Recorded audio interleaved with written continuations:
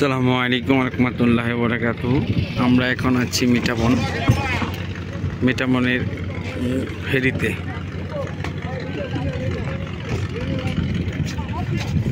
এই যে আপনাদেরকে দেখাচ্ছি, দেখুন এই যে মিঠামনের ফেরিতে আছি,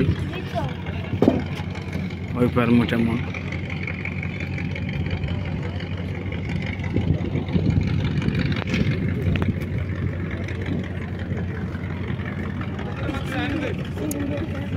সুন্দর মনোরম একটা পরিবেশ আছে এখানে, দেখার মতন। আপনারা আসতে পারেন, ঘুরতে পারেন।